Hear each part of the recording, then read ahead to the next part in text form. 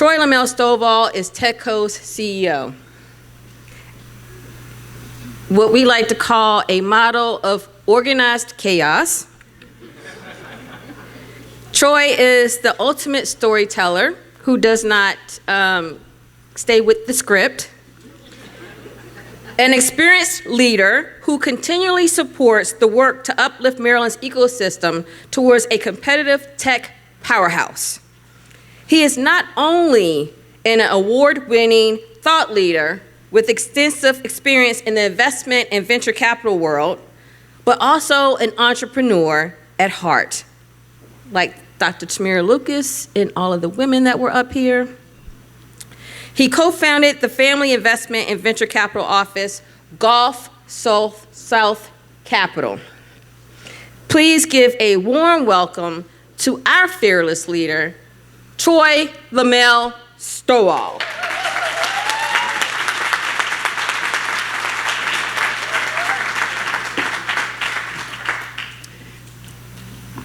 Hello, hello, hello. Still afternoon. So good morning, good morning, good morning, good morning. It's difficult, yeah, come on up, panel, to have to follow not just that panel, which was amazing, and I'll talk more about that, but my dear friend, Delegate Atterbury, thank you for all you do for the state, for the county, and for us here in Maryland. So Tammy's right, I do not follow the script. They got a script up here for me, oh well. God bless. And she's back there be putting time up for me to shut down and stuff, whatever. It's nice to be, the CEO every once in a while. Before I get on a serious step, I do need to call out and thank, I've got a couple of board members here. Jeff, our treasurer, Jeff, thank you for your help and your leadership. And if you don't know, we have 19 board members. I got 19 bosses. But there's always got to be one boss of the bosses. And so the boss of the boss is Omar Muhammad, the chair of the board. I have been in this seat for over 3 years now. And we've had a lot of great events across the state that I'm extremely proud of. But I'm honestly sitting here and telling you, tears are coming. I'm stopping myself from crying.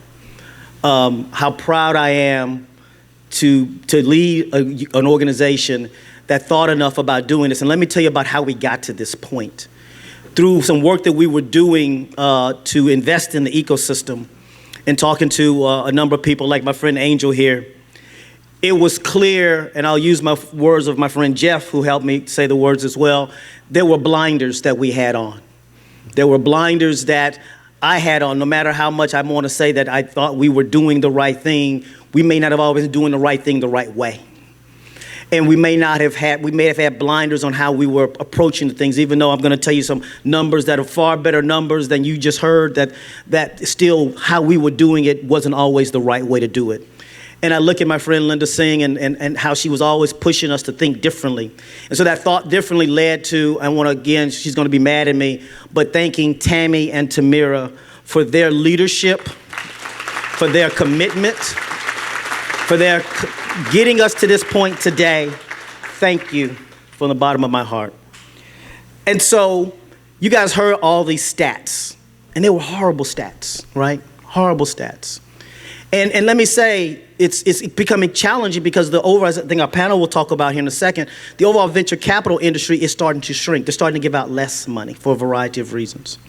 But the other thing I'm proud about at TEDCO, and I'm going to allow the panel to introduce themselves, is that we put out some stats that the board is going to see tomorrow, we'll talk about tomorrow, where last fiscal year, our fiscal year ends in June, we had about 300 or so applications for the work that we do, for the various funds.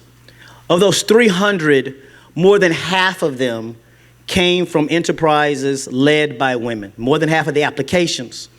Of the awards that we gave out, almost 60% of the awards that we gave out went to an enterprise led by a woman. And that's the commitment that you have for us today. So as I asked the panelists to say a little bit about themselves and the firm that they're at, I want you to know about the format. So I actually don't have pre-scripted questions. by design. I asked these folks, and they're all kind of sitting there like, and they know this. they saying like, what the hell he doing? I ain't that unscripted. I'm unscripted, but unless I'm crazy, not stupid. And so what we want to do is respond to what we just heard. We want to respond to what we just heard from our wonderful panel. So that's what we're going to do. We're going to respond. So I'm going to ask questions based on what we heard about what you just said, ladies. So with that, Stefanie, lead us off. Yep. There you go. Can you all hear me? Oh, great. So, Steph Thomas, I am a native of Washington, D.C. There's so much I can talk about in terms of my story and how I got here. Someone mentioned the fact that we're not taught about venture capital in schools. I actually was working on Wall Street and had no idea that private companies were being funded at the levels that they are until Facebook arrived, and I was like, oh, okay, that's how that works. My father's a serial entrepreneur, small business owner. I saw that directly as a child, how that supported our family financially, allowed me to go to college and then go to corporate America. And so it wasn't until I was an adult and I was in the rooms that I started to understand how all this works and why it matters. And so for me, and I'll try to be quick with it in the intro, but for me, this is a very personal mission because I've seen it up close. I've seen my father navigate trying to get access to capital for his business. He actually threatened to file a lawsuit on a bank that was discriminating against him for a small business loan. But I was afforded much more from his hard work and from my mom's hard work and sacrifice. And so being able to marry that sort of lived experience, learned experience around the entrepreneurial journey, and being able to also take the tangible skills that I built on Wall Street and working in finance is how I arrived in venture capital. Today, I lead an effort, an initiative, what I call a movement, where our firm, Zeal Capital Partners, a DC-based bespoke venture capital firm that focuses on narrowing the wealth and skills gaps. It's category specific. We focus on fintech, health equity, and future of work. We've partnered with Barclays Bank to deploy $50 million in capital to Black-led technology companies. We are doing this at the earliest stages at pre-seed. Someone said angel and pre-seed rounds. That is the chasm of which Black founders often have to navigate in order to start to get institutional dollars. So we plan to be the first institutional check in these companies that we will back. I can say more. I'm happy to share more. I have over 7 years experience in the venture capital space, funding companies from pre-seed to Series B, over-indexing on founders of color, particular Black founders. As a Black woman, also have worked with Black women to get to growth scale for their companies. It's not easy, but I'm here to share the learnings, the lessons, and to keep doing the work to figure out how to make this better for everyone. Thanks. Thank you. Thanks, Stefanie. Mike? I love being the least impressive person on an impressive panel. Nice to see everybody. My name is Mike. I am the managing director of the Maryland Momentum Fund. So the Momentum Fund is the University System of Maryland's seed stage venture capital fund. So USM is the largest employer in the state. It's 12 colleges and universities, 3 HBCUs, 3 Research Ones. So it's a very big system. A lot of different kinds of innovation and entrepreneurs come out of the system, and we invest in those entrepreneurs and those technology companies.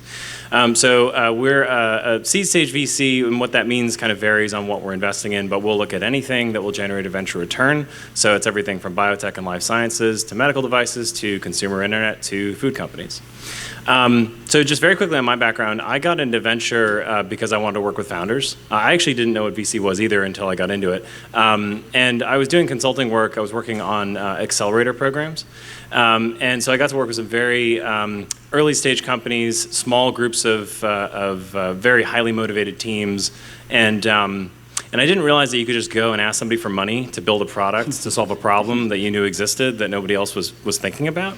And as soon as I met my first founder, I thought, okay, I'm all in. I don't want to do anything else in my career. And the panel that preceded us is a great reminder of why I got into the business and want to stay into the business, is because, my goodness, like those entrepreneurs, like seriously, another round for them. So I'm going to let everybody else speak before I react to the panel, but if there's one thing I want to just sort of lead off with, it's that what was so interesting about that panel is that a lot of this was confirmatory It's a lot of the biases, implicit and explicit, that I have known exist for some time, but also very eye-opening in that some of those personal stories are it makes you aware of just how big the struggle is and sort of what Troy and Tammy are trying to address here. Very, very relevant. So thank you guys for putting this on, and I'll turn it over. Jeff.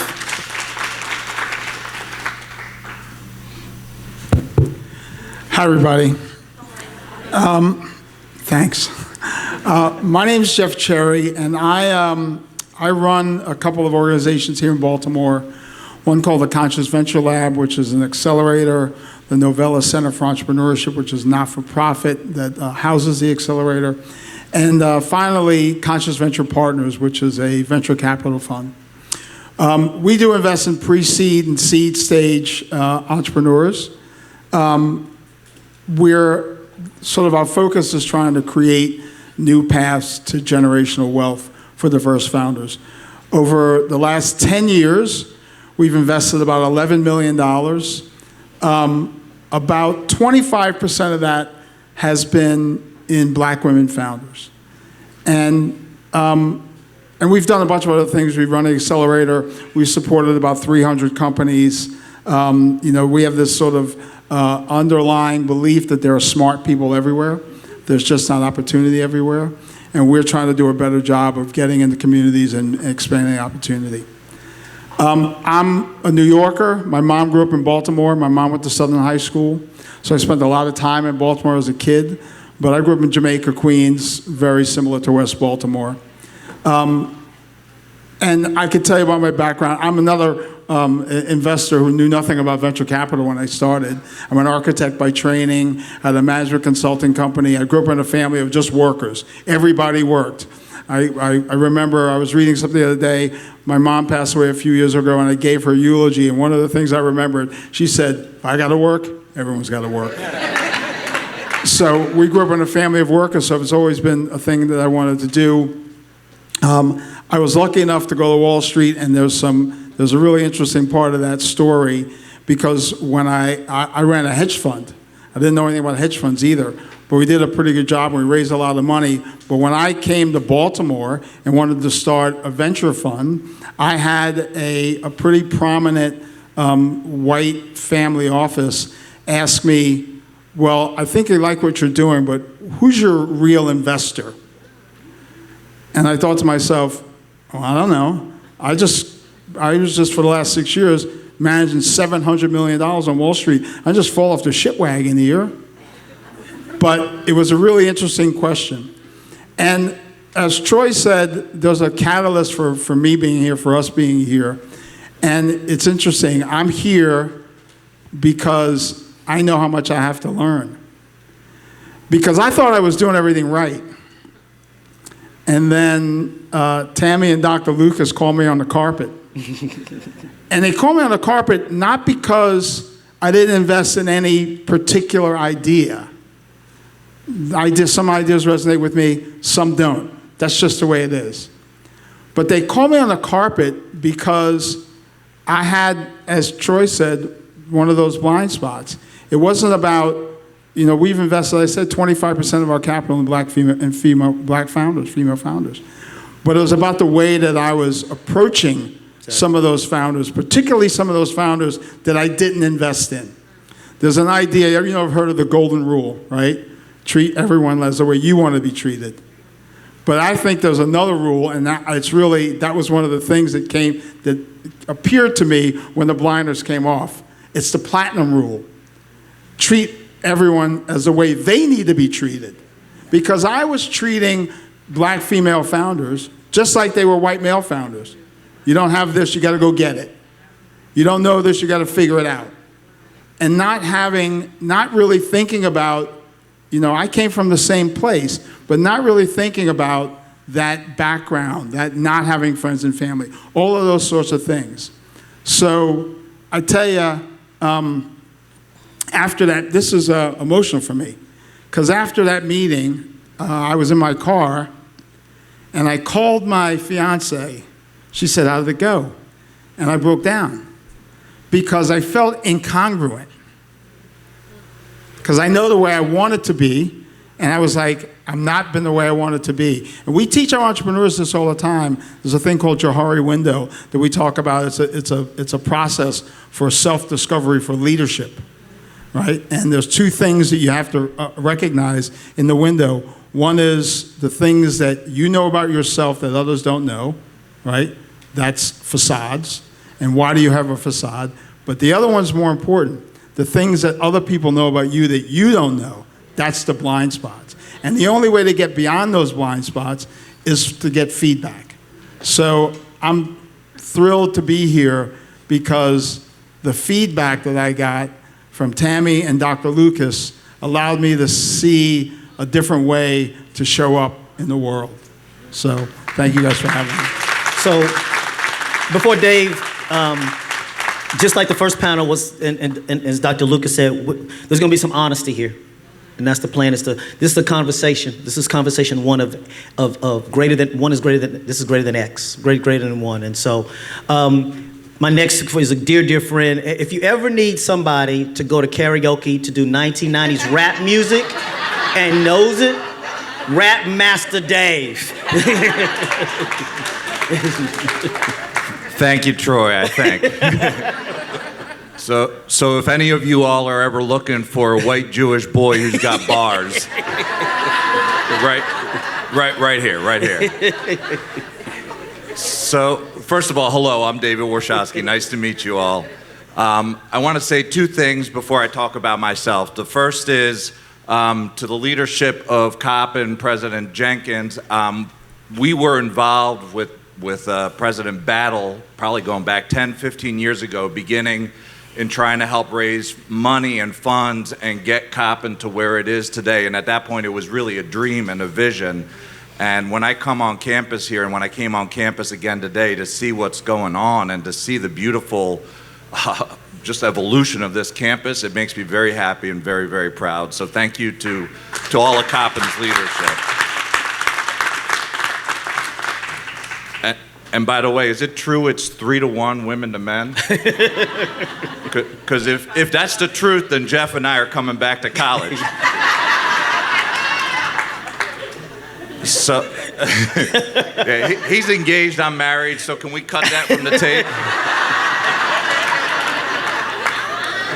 All right. I want to also give you a sense where I'm coming from. I'm a Baltimore City kid. I grew up in an apartment maybe about 3 times the size of this stage.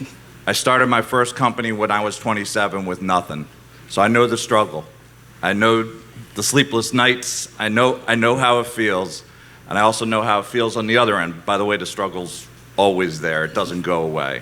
So I come from that place when I talk about what I've been through and what I see.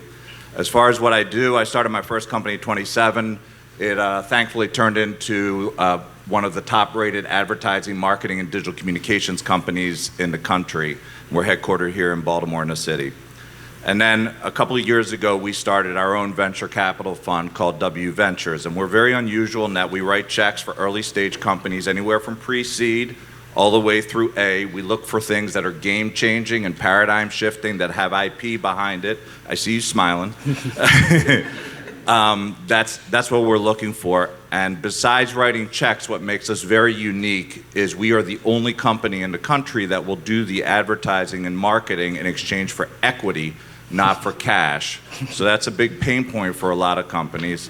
And then lastly, we renovated a 100-year-old historic church into a 5-story office building, and we turned one whole floor of that into an accelerator space. So anyone we invest in automatically has a free headquarters with everything taken care of for them. And then last but not least, we bought the house next door, and we turned that into the founder's house. And any founders who want, not expected, but if they want or they need, they can live there rent-free as well. Or, thank you. Or as my wife calls it, my old man fraternity house. Exactly. That's exactly. So delighted to be here, and I think it's really wonderful to have this conversation. And also, there's so much that was incredibly impressive about that first panel, and to give you our view, because I think we need to share more. We need to hear from you what's going on from your end, and you got to hear from our end what we're seeing and what's going on. So delighted to be a part of that conversation. Thank you, David. Mitch. Hello. Hello, everyone. Good morning. My name is Mitch Brooks. I'm from Washington, D.C. I am a Florida A&M Rattler alum, so it's good to be here at Coppin. My story, and looking forward to sharing more as we go through the panel. I went to Florida A&M. I did my BA, MBA, went to work in corporate, moved back to Washington, D.C., worked for a tech company, and was the chief operating officer at that firm. From my earnings from that firm, I started to think deeply about what I wanted to do with that and how I wanted to make an impact. And so I started to become an angel investor along that journey. Did that for a little over a decade and started to think more deeply about how I wanted to professionalize that and look to become an institutional investor. And so I co-founded High Street Equity Partners. We're a seed stage firm. We have a thematic approach, how we invest, and looking to share more and also be able to interact with the panelists going forward. Thanks, Mitch. So let's start. You can tell a lot of good information, a lot of good stories here, but I'm gonna force you guys to be real fast. I'm gonna first do a speed round. So quick answers. I'm gonna ask you 2 questions. I want real fast answers. Mitch, we're gonna start with you. From the previous panel, what did you hear that surprised you or didn't surprise you? I knew that black... Fast. Resiliency didn't surprise me. I think the level and degree of putting your body on the line as a surrogate, as an example, surprised me. All right. It blew me away. Dave? I have to say, nothing surprised me except for the excellence that was on the stage. Not that I wasn't expecting it, but the level of the stories, and that was just inspiring. It was just really breathtaking. Whoever put this group together should get kudos. If that was Tammy, you deserve a big hand. Jeff? Well, the excellence did not surprise me. I have 3 sisters. I heard your story a million times. It still surprises me every time I hear about what you did to get that off the ground. The other thing that didn't surprise me, quite honestly, 700 meetings. It did not surprise me. We go through the same thing on this side, but that did not surprise me. Mike? I agree with that. I think what Crystal said about the systemic hurdles that it takes to get to a seed round, if you are a founder who does not come from means or has a network of means, didn't surprise me. It's one of the most depressing facts about this, about the problem. I think what did surprise me, what everybody else has said, the grit, the hustle, the determination. I'm consistently amazed by that degree of, I don't know, excellence. So yeah. Steph? I'm surprised that we're still talking about this.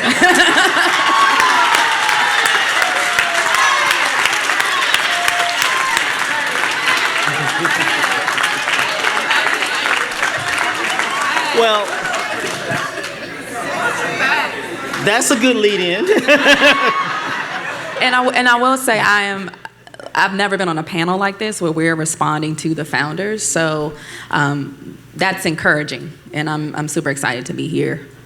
So many folks that hear me speak, hear me talk about, there's this huge multi-billion-dollar market with very, very loyal customers, but highly fragmented. Got a lot of biology and life sciences and consumer packaged goods, but there are no venture capitalists in it. You know what it's called? Black women hair care. So I want my panels to talk about, many of talked about overlooked markets. I wrote that, overlooked markets that these founders come to your venture firm for. So whoever wants to take it, how do you go about talking about overlooked markets? Or something you even consider in your investment thesis? Anybody wants to take it? I mean, it's a central portion of our investment thesis, because just investing in black founders is an overlooked market, right? And we're thinking, as an investor, we're looking for one thing all the time, asymmetric information. I want to know something that another investor doesn't know. So, we think about that a lot. And at the same time, there are just markets that we think, Olin Douglas told me once, who used to run Motley Fool Ventures, he said, as investors, we're only asking 4 questions. We ask them a lot of different ways. Do I like you? Do you know what you're doing? Do I know what you're doing? And can we make money together? So sometimes I look at some of those overlooked markets, and if I say, I don't know what you're doing, and so I can't help you, then it may be not the right thing for me. So as I said earlier, it's not necessarily about sometimes I see an overlooked market and I'm like, I just don't know anything about it. I can't be helpful there. It's not for me. But it's how you deliver that message, I think, which is most important. Now, I'm sort of taking a different look at some of those markets now because I'm thinking, maybe I missed something, right?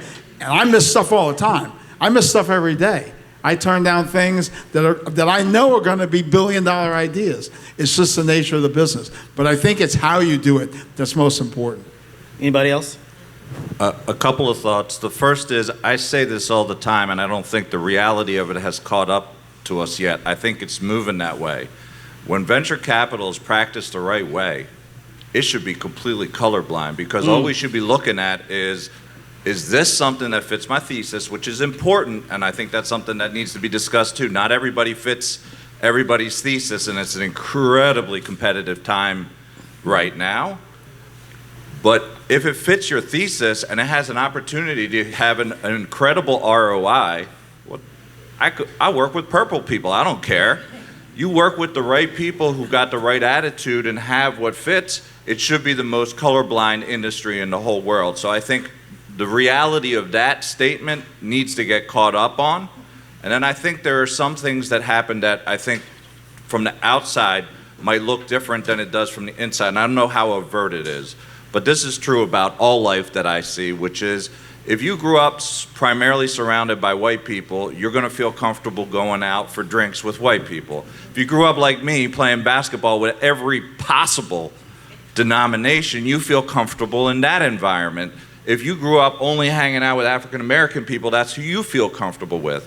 So I think a lot of times it's not even so much a bias as much as people just aren't comfortable with hanging out with different people, and we need to get beyond that. It's 2023. We need to get beyond that. So a lot there, and I know Jeff, you want to get in. I do want to say one other thing, because as I'm getting older, I write things down. We don't need more time, I can tell. I write things down for my children that are important that I've learned along the way, and I think Ashley may have made this point before. One of the things I wrote down for them, and I think this is really important, half of finding is not finding.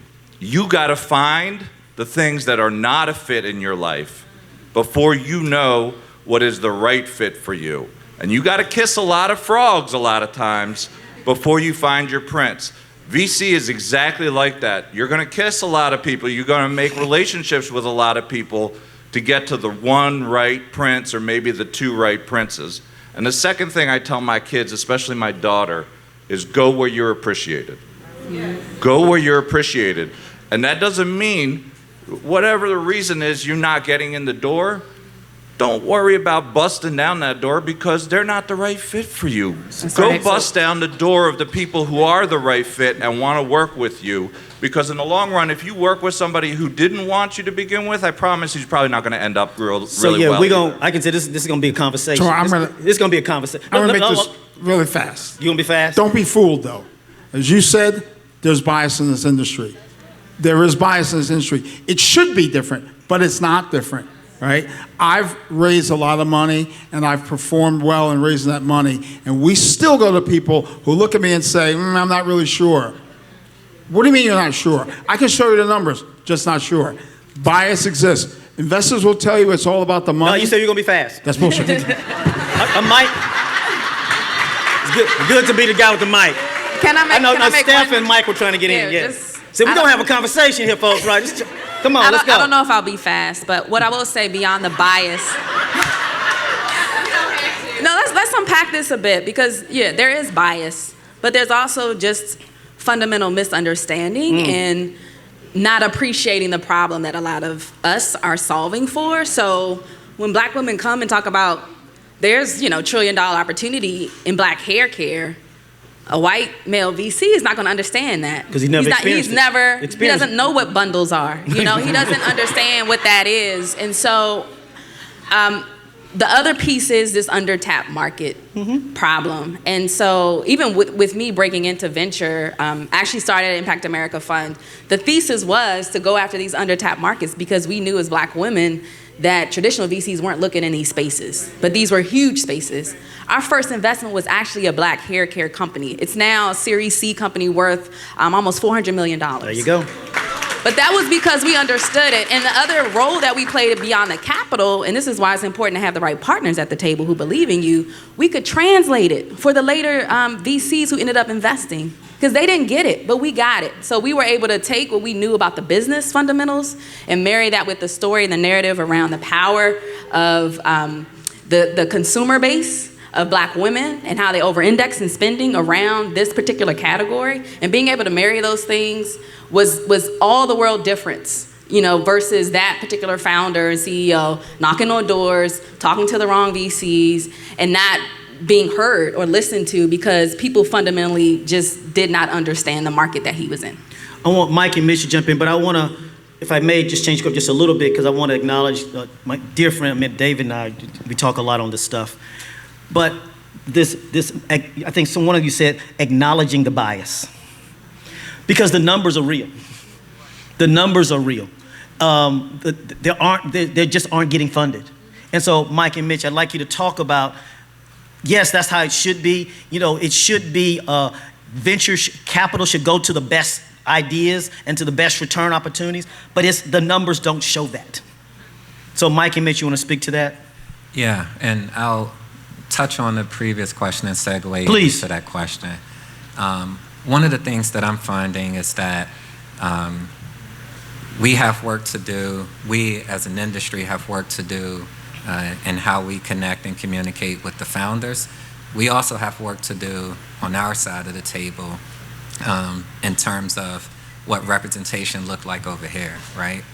And so it's not lost on me that 40% of our portfolio is in Black female founders, but there's also 40% of Black females in our firm. Right?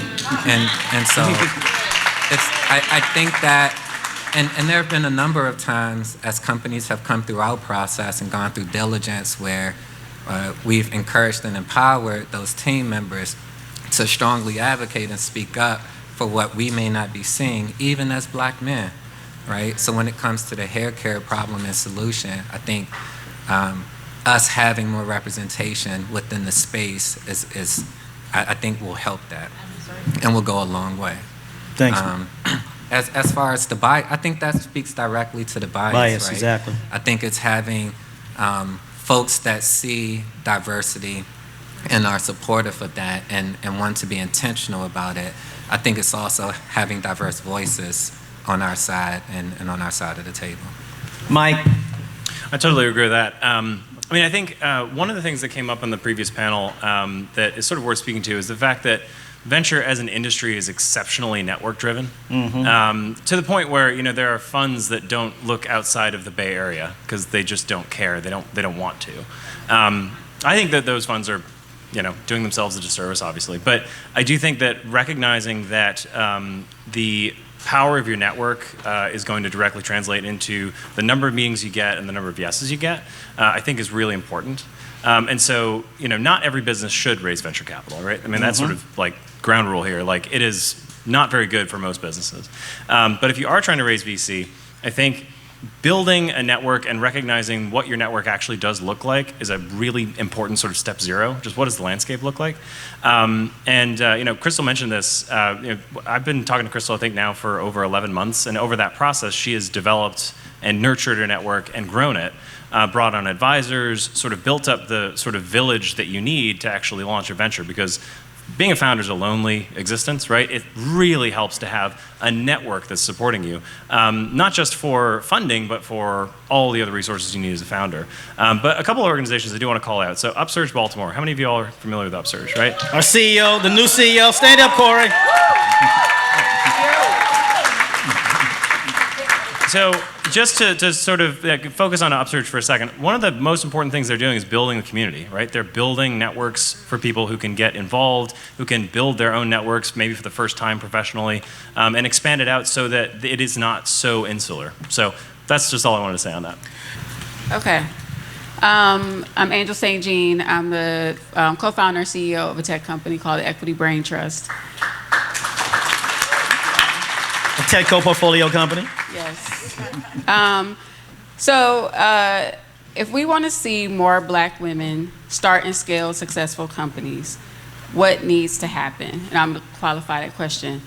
The rhetoric is there, and people are investing, but the needle isn't moving, as Troy said.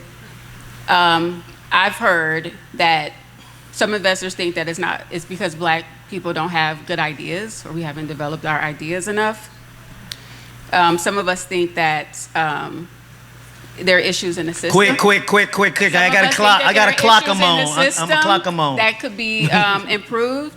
So I want to know, what do we do to close the gap between the rhetoric and what's actually happening? And whose job is it to do that? Because if VCs are just investing in whatever's going to give them the most money, but we're all saying that this is something that's important and needs to happen, whose job is it to do that?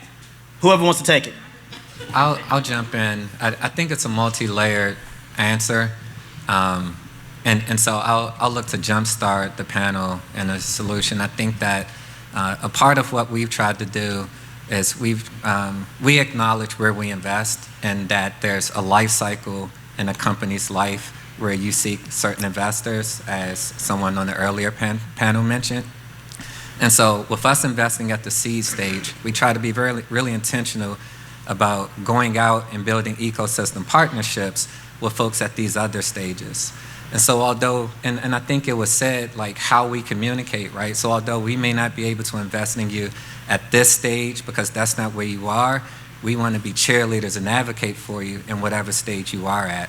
And I think more of that needs to take place. I think a lot of folks think of VC as this one big bucket, and it's multi-layered along a horizontal continuum as well as a vertical, right? Exactly. So every company isn't meant to talk to a tech VC investor, right? There's SBIC funds. There are a lot of different investors that participate in the ecosystem. And I don't think we do a good enough job at times at having that conversation and sharing that. Yep. I'll say whoever wants to jump in, part of the answer to the question also, again, on the other side of this is, because a lot of people don't spend the time understanding the thesis of those companies. Yes, it's a thesis, but you got to do your homework as entrepreneurs. You gotta know what the thesis is for the company that you're pitching to. If you're going to go talk to a Black hair care and they don't do that, I mean, you're just going to be wasting your time. And the most precious thing that you have is time. I think one other thing is accountability on the VC side. So as a Black woman VC, I've often taken for granted, that I know Black women, entrepreneurs, I can find them, I have a huge network. But let me look at my investment funnel. Who's actually graduating from top of the funnel into initial diligence stage, into advanced diligence, into investment, right? And when we really start to put the data behind it and look at ourselves, right, and say, well, why was there only 10%, of women entrepreneurs out of this cohort of companies that graduated into advanced diligence process? What happened?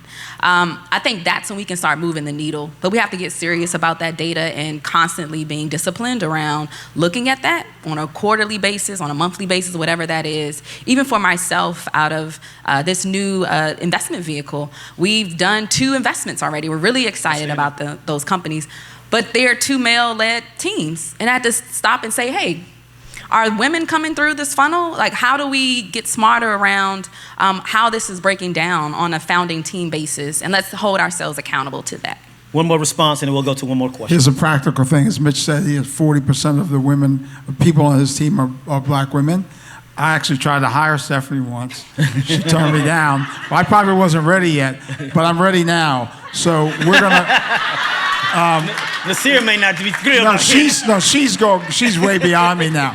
But we want to bring someone on the investment team, and I've said consistently to my team, I want to hire someone to take over for me because I'm getting old and I'm not going to do this forever. And the next person I want to lead the fund is a black woman. I've luckily been able to develop a network that I can then help this person sort of grow and become an investor. So in this room, I'm looking for someone, so if you know anyone, send them my way. What's that? They get carried interest. I'm not going to tell you. As Tammy finds the next question, for TEDCO, so through some monies that we've got through an entity called SSBCI, we've already done one, we'll be announcing the other three. We're going to be a limited partner in 3 venture funds, one of which we haven't announced yet, is run by a black woman. I'm Arian Long. I'm the founder and CEO at Femly, where we've invented the first touchless feminine hygiene dispenser. You wave hello, you get free pads and tampons in restrooms around the world. And so we've been talking to Zeal for a while. Mike, you've been a supporter since 2015. Jeff, you always challenge me to be great. David, you gave me one of my first pitch opportunities at Warschawski.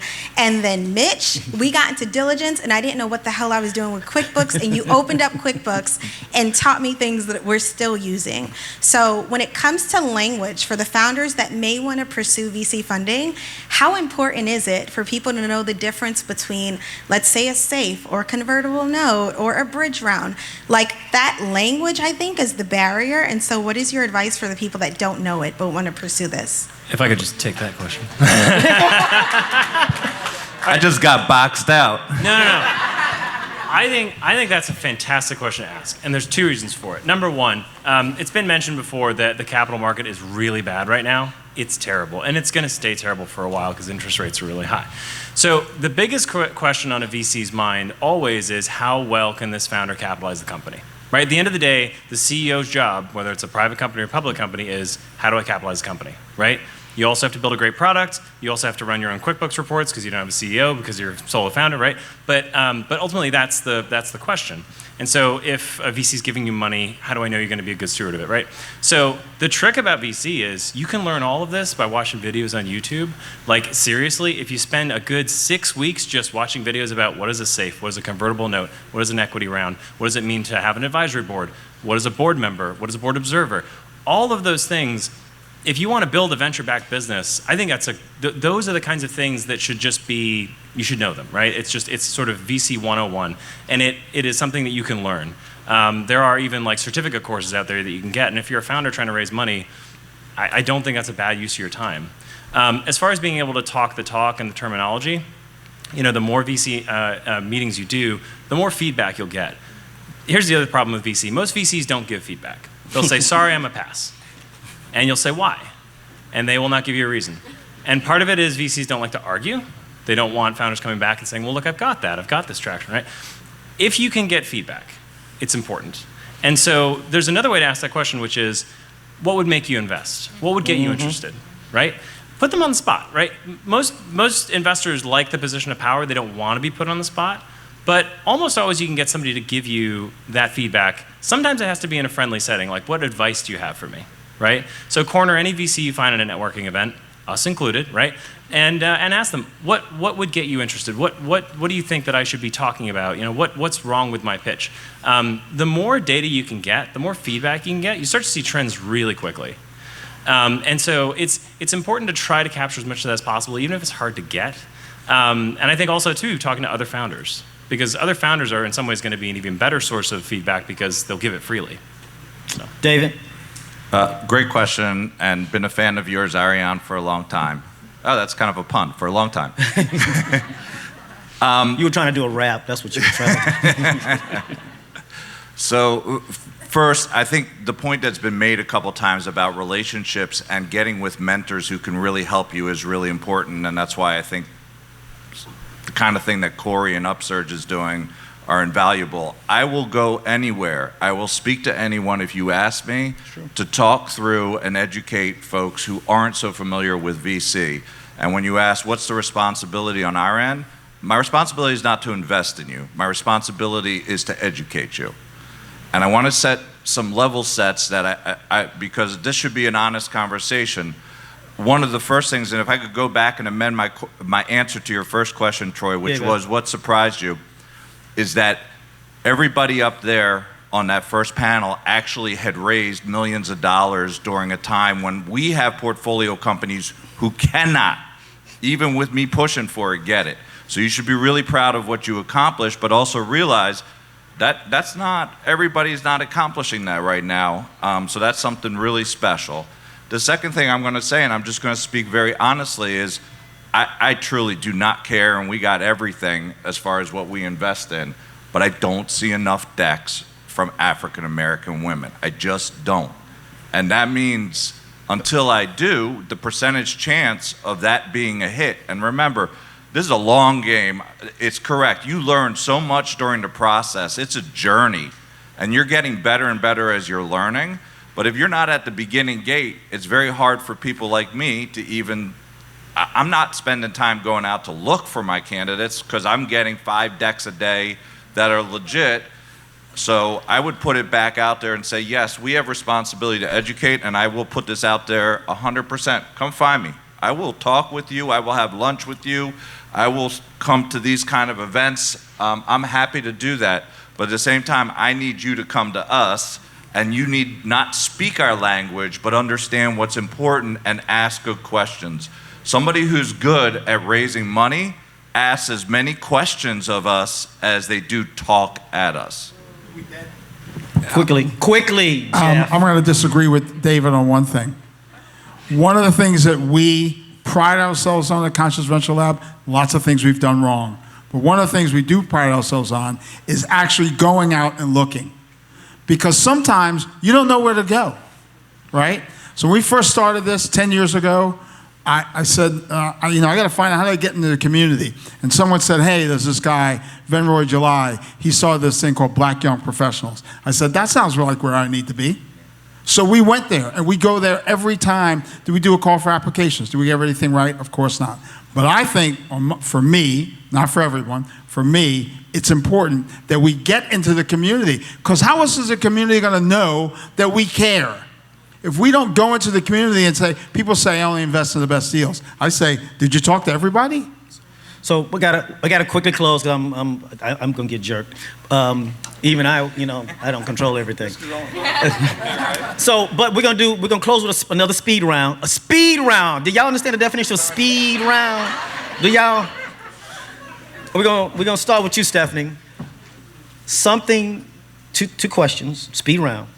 Something you've learned today, and something you want them to hear today.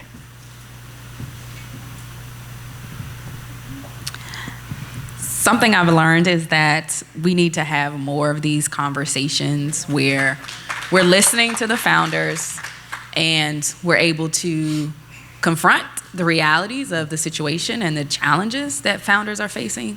One thing I do want to tell you all is we are open for business. I'm open for business. I'm investing in early stage Black-led teams across the board.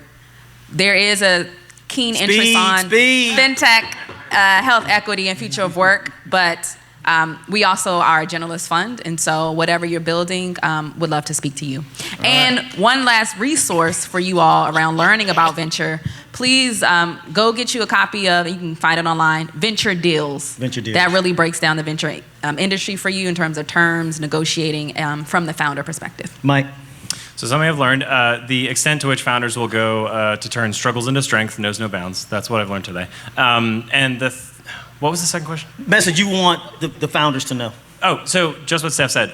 We're open for business too. We are a university system investor.